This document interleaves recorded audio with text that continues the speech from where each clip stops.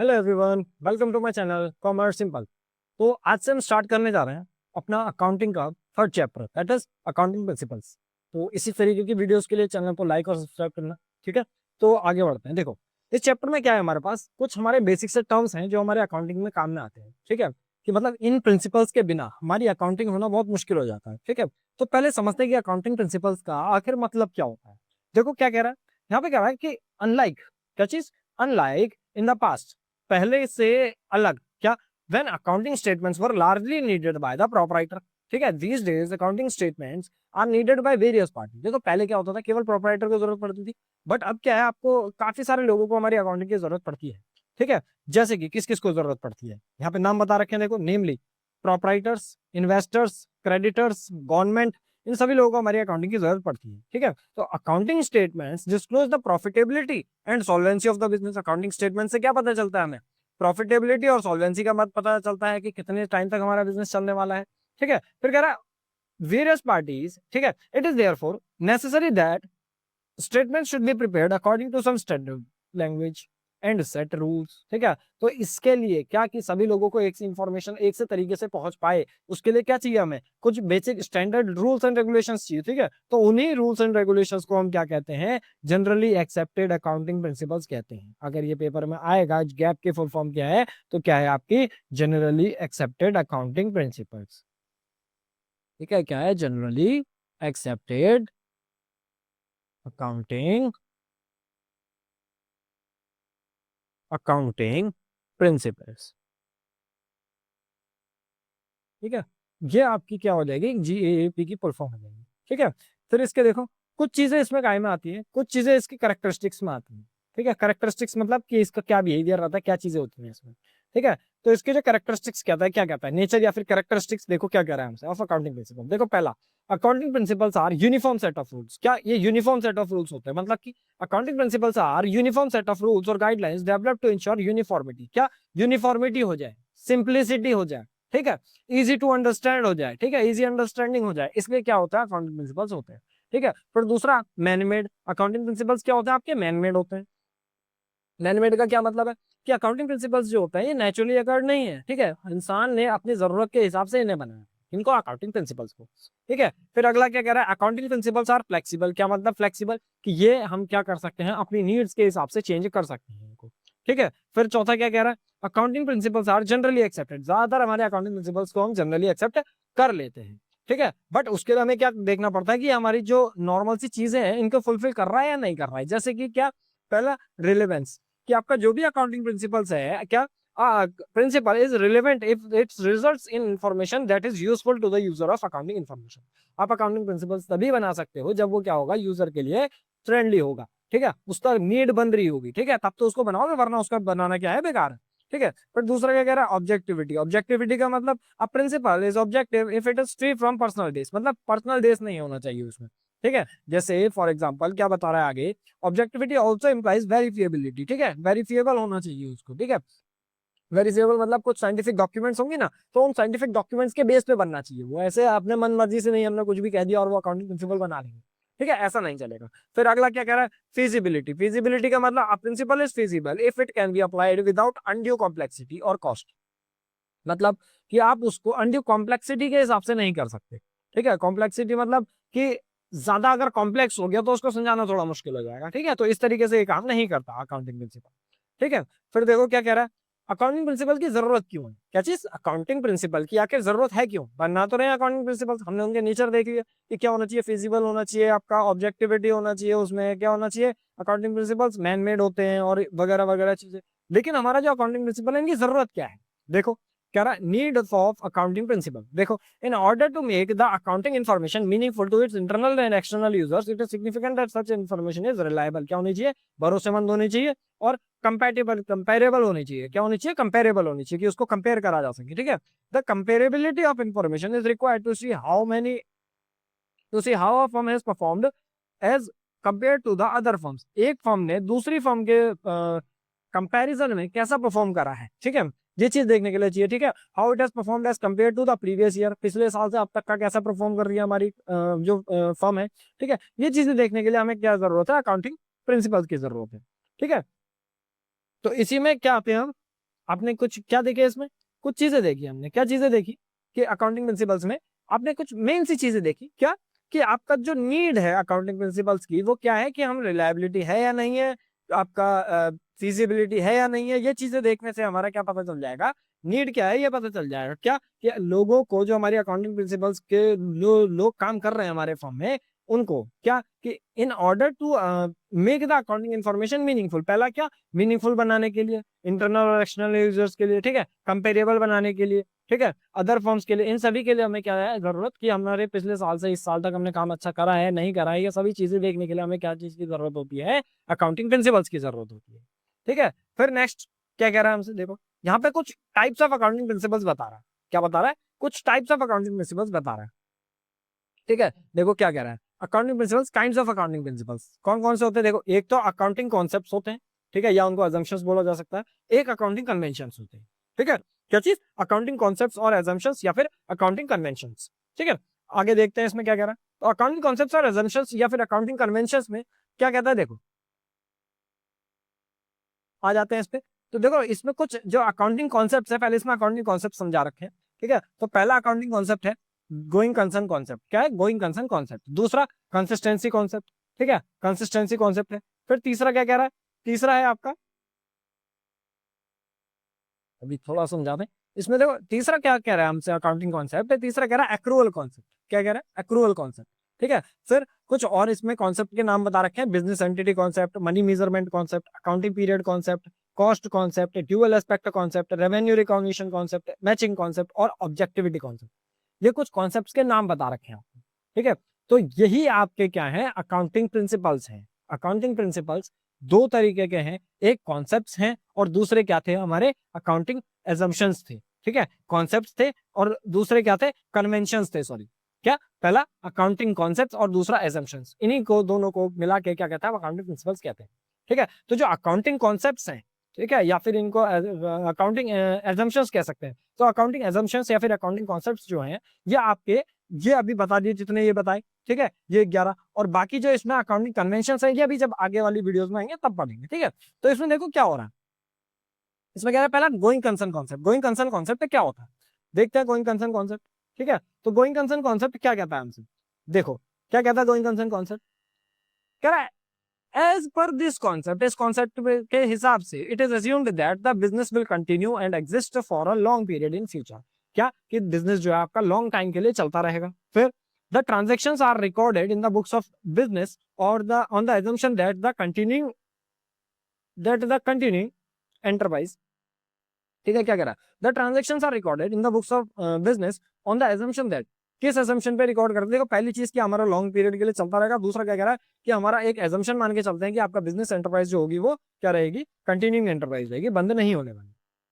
ठीक है, फिर इसमें क्या कह रहा है आगे, आगे कह रहा है देखो it is on the concept that we record fixed assets और their original cost, fixed asset को कैसे कॉस्ट पे रिकॉर्ड करता है, ओरिजिनल कॉस्ट पे, and depreciation is charge on these assets, depreciation वगैरह चार्ज करते हैं। ठीक है, 10 साल का 8 साल का जैसा भी रहता है, तो इस तरीके से हम एसेट की वैल्यू चार्ज करते हैं। मेन क्या है गोइंग कंसर्न कॉन्सेप्ट का, ये मतलब है कि आपका बिजनेस जो होगा वो कंटिन्यू रहेगा और कोई भी एसेट या लायबिलिटी हम रिकॉर्ड करेंगे इस तरीके से रिकॉर्ड करेंगे कि हमारा बिजनेस चलने वाला है, चलते ही रहेगा, कभी बंद नहीं होगा।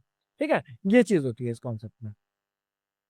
फिर देखो नेक्स्ट क्या कह रहा है हमसे, नेक्स्ट जो कह रहा है,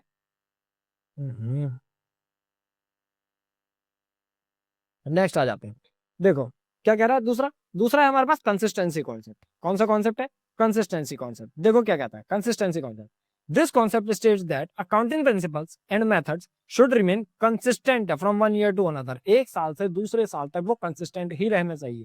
ठीक है, मतलब दिस शुड नॉट बी, क्या कह रहा है, this should not be change from one year to another, क्या ये आपके जो अकाउंटिंग कॉन्सेप्ट्स हैं, जो भी अकाउंटिंग प्रिंसिपल्स आपने अप्लाई करे हैं अपनी फॉर्म में, वो एक साल से दूसरे साल तक सेम रहने चाहिए, ये बदलने नहीं चाहिए आपके अकाउंटिंग में चेंज होने के साथ साथ।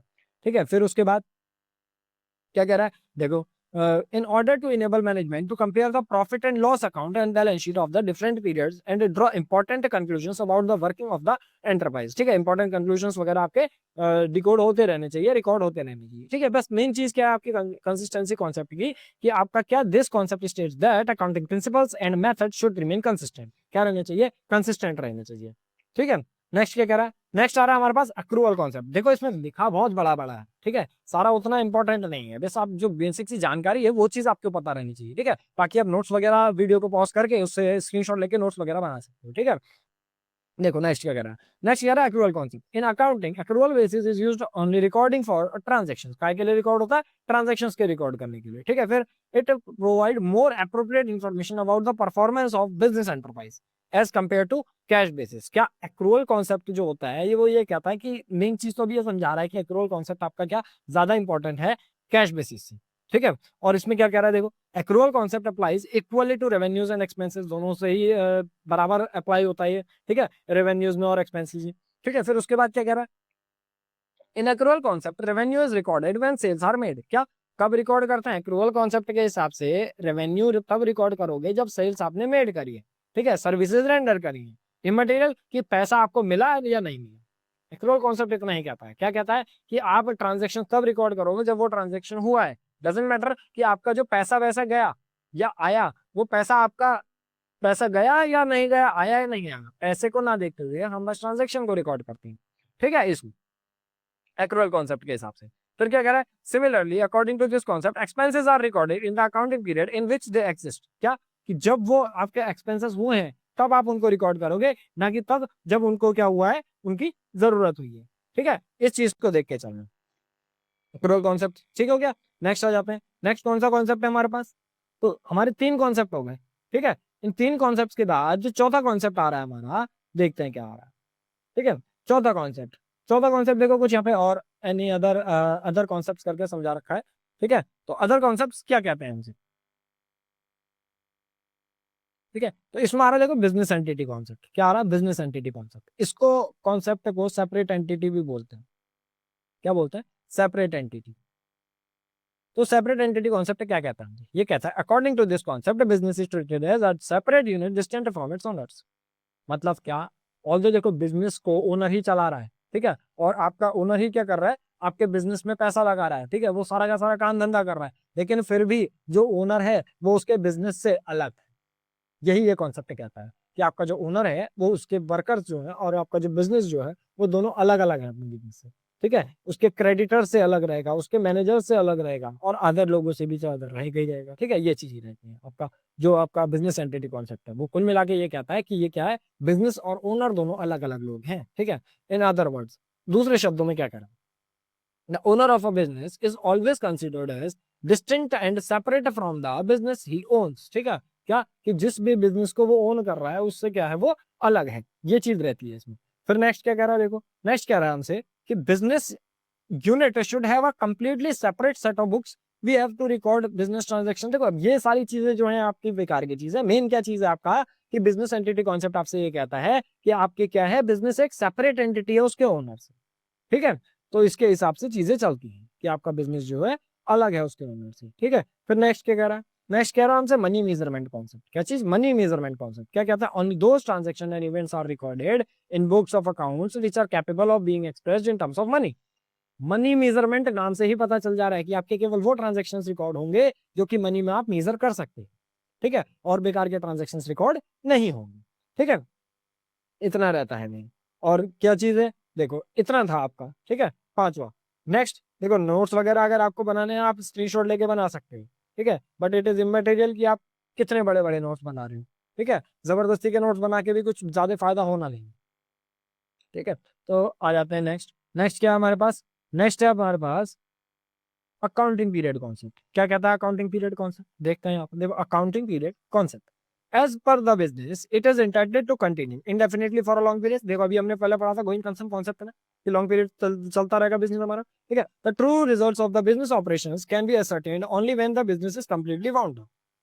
क्या कि आपका जो बिजनेस का कॉन्सेप्ट के बारे में पता चलेगा, बिजनेस के इनकमिंग के बारे में पता चलेगा, आउटगोइंग के बारे में पता चलेगा, प्रॉफिट के बारे में पता चलेगा, तो तभी से पता चलेगा ना जब आपका बिजनेस बंद हो जाएगा, ठीक है। तो ये जो बिजनेस बंद हो रहा है इसके बारे में हमें क्या करना पड़ेगा, but ascertainment of profit and loss after a very long period will be little use of the proprietors। अब ये थोड़ी है कि जब आपका बिजनेस बंद होगा हम तो ये मान के चलते हैं बिजनेस चलता रहेगा, अब कभी जिंदगी में कभी बाद में जाके हमारा बिजनेस बंद होगा तो कब तक का वेट करते रहेंगे?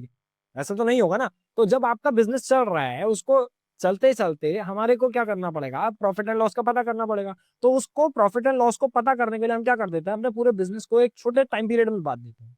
वो छोटा टाइम पीरियड क्या माना है हमने, 1 अप्रैल से 31 मार्च रहेगा वो, ठीक है। मतलब क्या कि 12 मंथ्स का पीरियड का हम टाइम बांध देते हैं। ये जो टाइम बांधना है कि इस कॉन्सेप्ट के हिसाब से हम क्या करते हैं, अपने बिजनेस को एक छोटे छोटे 12 मंथ्स के पीरियड में बांट देते हैं, दैट इज 1 अप्रैल टू 31 मार्च। तो इतने पीरियड के बीच में बांट देते हैं। तो यही पीरियड हमारा क्या कहलाता है, ये कॉन्सेप्ट कहता है कि अपने बिजनेस को बांट दे, ठीक है, छोटे छोटे पीरियड में। तो यही पीरियड हमारा क्या कहलाता है, अकाउंटिंग पीरियड कॉन्सेप्ट कहलाता है, कि अपने बिजनेस को छोटे छोटे पीरियड्स में बांट दो। ज्यादातर क्या चलता है, 1 अप्रैल से 31 मार्च तक चलता है, ठीक है। ये था ये वाला कॉन्सेप्ट। फिर नेक्स्ट क्या कह रहा है हमसे, नेक्स्ट कह रहा है कॉस्ट कॉन्सेप्ट। कॉस्ट कॉन्सेप्ट या फिर हिस्ट्रिकल कॉस्ट कॉन्सेप्ट क्या कहता है, according to this concept an asset is ordinary recorded in the books of accounts at the price at which it was acquired, acquired और purchased, ठीक है। तो जब वो आपका ट्रांजेक्शन क्या हुआ है, जब वो ट्रांजेक्शन अकर हुआ है, ठीक है, तो आपने जितने पॉइंट पे, जिस प्राइस पे उसको परचेज करा है, आप उस प्राइस पे उसको रिकॉर्ड करोगे। डजंट मैटर कि वो आज कितने का है या 1 साल बाद कितने का, जब आपने परचेज करा जो उसका प्राइस था, उस प्राइस पे वो रिकॉर्ड हो, ठीक है। ये चीज होती है। फिर नेक्स्ट क्या करा, देखो, this cost becomes the basis of all subsequent accounting for the asset. देखो अब ये चीजें आपकी, यही चीज बता रहा है कि आपका जो ट्रांजेक्शन है वो किसके हिसाब से रहेगा, इस जो भी आपके ने कॉस्ट पे आया है वो उसके हिसाब से रहेगा। सीपीएसटी करते हैं ना, तो सीधे सीधे कह रहा है कि कॉस्ट जितना है उसके हिसाब से आप रिकॉर्ड करोगे। जैसे एक एग्जांपल दे रहा है, इफ अ बिजनेस, क्या चीज, if a business entity purchases a building for 20 lakh, 20 lakh रुपए की आपने एक बिल्डिंग परचेज करी, it would be recorded in the books at this figure. क्या 20 लाख पे ही उसको रिकॉर्ड करोगे, ठीक है। अब आपके बाद वो बिल्डिंग आपकी 60 लाख से कम हो गई है, ऐसा कुछ हो गया, तो उससे डजन मैटर, ठीक है, केवल वो 20 लाख पे ही रिकॉर्ड रहेगा, ठीक है। 20 लाख पे ही आपने उसको परचेस करा है, उतने पे आप उसको रिकॉर्ड करें, ठीक है। फिर नेक्स्ट क्या कह रहा है, देखो नेक्स्ट आ जाता है हमारे पास, नेक्स्ट आ जाता है ड्यूअल एस्पेक्ट कॉन्सेप्ट। क्या चीज, ड्यूअल एस्पेक्ट कॉन्सेप्ट, बढ़िया कॉन्सेप्ट है। क्या कह रहा है, देखो 8वां कॉन्सेप्ट आ गया हमारा। तो ड्यूअल एस्पेक्ट कॉन्सेप्ट हमसे कहता है, इस कॉन्सेप्ट के हिसाब से हर business, every business transaction is recorded as having a dual aspect. हर बिजनेस ट्रांजैक्शन रिकॉर्ड होगा आपका कैसे, ड्यूअल एस्पेक्ट के हिसाब से। In other words, every transaction affects at least 2 accounts, ठीक है। दूसरे शब्दों में क्या कह सकते हैं कि आपका जो बिजनेस कॉन्सेप्ट है वो हर हमेशा 2 अकाउंट्स को इफेक्ट करेगा, ठीक है। एक डेबिट होगा और दूसरा क्या होगा, क्रेडिट होगा, ठीक है। The system of recording transaction based on this principle is called double entry system. और जब हम ट्रांजेक्शन्स को रिकॉर्ड करते हैं इस सिस्टम के हिसाब से, ज्यादातर ट्रांजेक्शन हमारे इसी सिस्टम के हिसाब से रिकॉर्ड होता है ना, तो जब भी हम इस सिस्टम के हिसाब से इसको रिकॉर्ड करते हैं तो उसको क्या बोला जाता है, डबल एंट्री सिस्टम बोला जाता है। यहीं पे हमारा जो फॉर्मेट लगता है, फॉर्मूला लगता है, वो ये वाला लगता है कि assets is equal to liabilities plus capital, ठीक है। और नेक्स्ट ये कह रहा है कैपिटल, कह रहा है सेम फॉर्मूला इसी से बन जाएगा, capital is equal to assets minus liabilities, ठीक है। ये चीजें रहती है हमारी। फिर नेक्स्ट आ जाते हैं, नेक्स्ट कॉन्सेप्ट क्या है हमारा, देखो नेक्स्ट कॉन्सेप्ट है, नेक्स्ट कॉन्सेप्ट है रेवेन्यू रिकॉग्निशन कॉन्सेप्ट, ठीक है। देखो रेवेन्यू रिकॉग्निशन कॉन्सेप्ट क्या कहता है हमसे, रेवेन्यू रिकॉग्निशन कॉन्सेप्ट हमसे ये कहता है कि, थोड़ा सा इसको सेटल कर लेते हैं, हाँ ये देखो क्या कह रहा है, रेवेन्यू रिकॉग्निशन कॉन्सेप्ट क्या कहता है, revenue means amount which is added to the capital, amount जो कि आपका कैपिटल में ऐड हुआ है, ठीक है, amount which is added to the capital as a result of business operations. Revenue is earned by sale of goods, ठीक है। क्या बिजनेस की जब आप गुड्स को सेल करोगे तो आपको रेवेन्यू मिलेगा, और बाय प्रोवाइडिंग सर्विस, या फिर सर्विस को प्रोवाइड करोगे। तो concept of revenue recognition determines the time और a particular period in which the revenue is realised. क्या कि वो टाइम को या उस पीरियड को आप रिकॉर्ड करते हो जब आपका रेवेन्यू रियलाइज हुआ है, ठीक है। Revenue is deemed to be realised when the title of ownership of the goods has been transferred to the purchaser. क्या कि जब आपका रेवेन्यू आप तब रिकॉर्ड करोगे जब आपने कोई भी गुड ट्रांसफर कर दिया परचेजर को, ठीक है, उसके हिसाब से आप रिकॉर्ड कर दोगे। When he has legally become liable to pay the amount, अब वो लायबल हो गया है लीगली पेमेंट करने के लिए, ठीक है। फिर इट शुड बी, क्या, it should be remember that revenue recognition is not related with the receipts of cash, ठीक है। जैसे कॉस्ट कॉन्सेप्ट था ना, वैसे ही ये है क्या, हिस्ट्रिकल कॉस्ट कॉन्सेप्ट या फिर रेवेन्यू रिकॉग्निशन कॉन्सेप्ट, एक तरीके से थोड़ा थोड़ा लिंक कर रहे हैं। क्या कि जब भी आपका पैसा मिलेगा आप उसके हिसाब से रिकॉर्ड करो, ठीक है। नेक्स्ट आ जाते हैं, इसमें एग्जांपल वगैरह दिया, एग्जांपल वगैरह उतना इंपॉर्टेंट नहीं है, ठीक है। नेक्स्ट आ जाते हैं, देखो नेक्स्ट क्या कह रहा है, नेक्स्ट कह रहा है मैचिंग कॉन्सेप्ट। मैचिंग कॉन्सेप्ट मतलब, ठीक है, this concept is very important for correct determination of net profit. क्या, नेट प्रॉफिट निकालने के लिए ये कॉन्सेप्ट क्या है आपका, बहुत इंपॉर्टेंट है, ठीक है। तो बहुत इंपॉर्टेंट है क्या चीज करने के लिए? केवल नेट प्रॉफिट निकालने के लिए। क्या? According to this concept in determining net profit from business operations all cost which are applicable to revenue of that period should be charge against that revenue. आपने किसी तरीके का पैसा रिसीव करा है, ठीक है। अब जब वो आपको पैसा रिसीव हुआ है, तो जब आप पेमेंट करोगे या फिर आपको पैसा और रिसीव होगा, तो उस टाइम पे आप क्या करोगे कि रेवेन्यू रिकॉग्निशन आप तब करोगे। मतलब कि देखो यहाँ से दोबारा देखो, according to this concept in determining net profit निकालने के लिए सारे के सारे खर्चे जो आपके रेवेन्यू में लगे हैं वो आप उस रेवेन्यू के अगेंस्ट में दिखा देंगे। ये चीज कह रहा होगा, सारे के सारे खर्चे जो एक रेवेन्यू अर्न करने में लगे हैं वो उसमें दिखा देंगे। ठीक है, कहाँ पे यूज होगा, कैसे यूज होगा, वो चीजें जब हम क्वेश्चन में वगैरह करते जाएंगे तो उसमें हमारी समझ में आती रहेगी। ठीक है, तो रेवेन्यू रिकॉग्निशन कॉन्सेप्ट के बाद क्या हो गया हमारे पास? मैचिंग कॉन्सेप्ट हो गया। क्या कहता था matching concept? This concept is very important. क्या चीज? This concept is very important. क्या निकालने के लिए? नेट प्रॉफिट निकालने के लिए। क्या कि सारे के सारे जो खर्चे हैं वो उसके अगेंस्ट में दिखा दो। ठीक है, अच्छा नेक्स्ट आते हैं। नेक्स्ट क्या कह रहा है हमसे? देखो 10वां कॉन्सेप्ट हो गया हमारा। ठीक है, फिर उसके बाद क्या है देखते हैं। ठीक है, इसको थोड़ा छोटा कर लेते हैं। देखो लास्ट है हमारा ऑब्जेक्टिविटी कॉन्सेप्ट। देखो ऑब्जेक्टिविटी कॉन्सेप्ट क्या कहता है? ऑब्जेक्टिविटी कॉन्सेप्ट कहता है, इसको एक वेरिफिएबल ऑब्जेक्टिव कॉन्सेप्ट भी कहते हैं। ठीक है, this concept requires that accounting transactions should be recorded in an objective manner. कैसे मैनर में? Objective manner, free from personal base. ठीक है, उसमें पर्सनल बेस नहीं होना चाहिए। ठीक है, मैनेजमेंट और द अकाउंटेंट हु प्रिपेयर्स। ठीक है, किसका? मैनेजमेंट या फिर अकाउंटेंट का कोई भी पर्सनल बेस नहीं होना चाहिए। It is possible only when cash memos, invoices, sales bill, pay slip, correspondence agreements are prepared. ठीक है, मतलब क्या कि ऑब्जेक्ट वेरिएबल ऑब्जेक्टिव कॉन्सेप्ट आपका ये कहता है कि आपको कोई भी अगर आप ट्रांजैक्शन कर रहे हो तो वो इस तरीके से होना चाहिए कि वो वेरीफाइड है। क्या है? वेरीफाइड है। ठीक है, और कैसे वेरीफाई होगा कि हाँ ये ट्रांजैक्शन हुआ है? आपके पास कैश मेमो होना चाहिए, बिल होना चाहिए, इनवॉइसेस होना चाहिए, कैश मेमोज होने चाहिए। ठीक है, पे स्लिप होना चाहिए। ये सब आपके क्या होते हैं? आपके वेरिफिएबल ऑब्जेक्टिव की चीजें होती हैं जिससे आपको पता चलता है कि हाँ ये चीज ट्रांजेक्शन हुआ है। ये प्रूफ होता है आपका, रिटर्न डॉक्यूमेंट्स होते हैं। ठीक है, अभी एक चैप्टर है आपका सोर्स डॉक्यूमेंट करके, उसमें ये चीजें क्या क्या होती हैं उसमें पता चलेगा। ठीक है, अब देखो अकाउंटिंग कॉन्सेप्ट पढ़ लिया, अब आता है नेक्स्ट अकाउंटिंग कन्वेंशन। ठीक है, जैसे अकाउंटिंग कॉन्सेप्ट होते हैं वैसे ही अकाउंटिंग कन्वेंशन है। 2-3 है बस, ज्यादा नहीं है ये। ठीक है, आज ये चैप्टर कंप्लीट हो जाएगा। ठीक है, तो देखो इसमें आ जाते हैं। क्या कह रहा है? Accounting convention. देखो अकाउंटिंग कन्वेंशन कितने हैं? अकाउंटिंग कन्वेंशन है आपके 3। ठीक है, अकाउंटिंग कन्वेंशन कितने हैं? 3 है। तो अकाउंटिंग कन्वेंशन क्या कहते हैं? ठीक है, देखते हैं इसमें अकाउंटिंग कन्वेंशन। अकाउंटिंग कन्वेंशन जो आपके 3 है उसमें क्या कहता है? ठीक है, तो देखो आ जाते हैं इसमें। अकाउंटिंग कन्वेंशन आपके देखो 3 है। कौन कौन से हैं? Convention of full disclosure, convention of materiality और कन्वेंशन ऑफ कंपेबिलिटी। ठीक है, तो कन्वेंशन ऑफ फुल डिस्क्लोजर, देखो डिस्क्लोज करना मतलब बंद करना, और फुल डिस्क्लोज मतलब आपको कल आके बताना, चीजें बताना। ठीक है, तो यहाँ पे क्या कह रहा है? Convention of full disclosure, this convention requires that significant information relating to economic affairs of the enterprise should be completely disclosed। क्या होनी चाहिए? completely disclosed, मतलब सारी की सारी रिलेटेड इंफॉर्मेशन आपने क्या करनी चाहिए? डिस्क्लोज कर देनी चाहिए, कुछ भी छुपा के नहीं रखना। ठीक है, फिर in other words there should be sufficient disclosure of information which is of material interest to the users of financial statements. ठीक है, मतलब क्या कुल मिला के ये कहता है कि एवरीथिंग शुड बी, ठीक है, everything should be disclosed, everything should be disclosed. ये चीज रहनी चाहिए, ये सारी की सारी चीजें क्या रहनी चाहिए? डिस्क्लोज रहनी चाहिए। ठीक है, सर नेक्स्ट क्या कह रहा है? नेक्स्ट आ जाते हैं। देखो मेन आपकी जो चीजें हैं वो मैं बता दे रहा हूँ, आगे आप नोट्स वगैरह बनाना चाहें और डीप पढ़ना चाहें वो उसमें से पाओ। ठीक है, नेक्स्ट क्या कह रहा है? Convention of materiality. मटेरियलिटी मतलब this concept is an exemption to the convention of full disclosure. क्या? ये कन्वेंशन ऑफ मटेरियलिटी इसका अपोजिट है। क्या? कि according to this convention items having an insignificant effect और being irrelevant to the users need not be disclosed. ठीक है, अभी हमने पिछले जो आपका कन्वेंशन था उसमें क्या पढ़ा कि आपकी सारी की सारी चीजें क्या होनी चाहिए? डिस्क्लोज होनी चाहिए। बट ये क्या कहता है कन्वेंशन ऑफ मटेरियलिटी कि आपकी जो नॉन इंपॉर्टेंट चीजें हैं उनको डिस्क्लोज मत कर। ठीक है, उनको चीजों को हटा सकते हो कन्वेंशन ऑफ मटेरियलिटी के बाद। ठीक है, इमटेरियल चीजें, नॉन रिलेटेड चीजें उनको हटा सकते हैं। ठीक है, नेक्स्ट देखो, नेक्स्ट है हमारे पास कन्वेंशन ऑफ प्रूडेंस और कंजर्वेटिज्म। कन्वेंशन ऑफ कंजर्वेटिज्म क्या कहता है? According to this convention all anticipated losses, ठीक है, all anticipated losses should be recorded in the books of account, but all anticipated profits and gains should be ignored।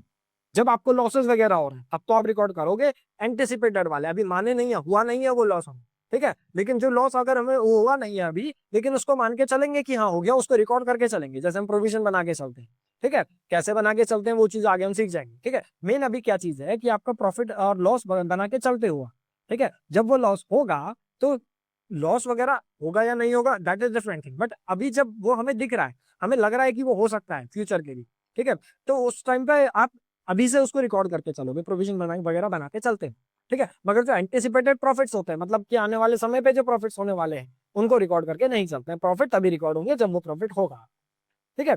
ये चीजें रहती हैं आपकी। तो यही था आपके इस पूरे चैप्टर में, ठीक है, closing stock is valued at cost price वगैरह वगैरह जो चीजें हैं ये, ठीक है, तो ये चीजें थी आपकी, ठीक है, और ये चैप्टर कंप्लीट हो गया है, ठीक है। बाकी नेक्स्ट वीडियोस के लिए चैनल को लाइक करें और सब्सक्राइब करें। मिलते हैं नेक्स्ट वीडियो में।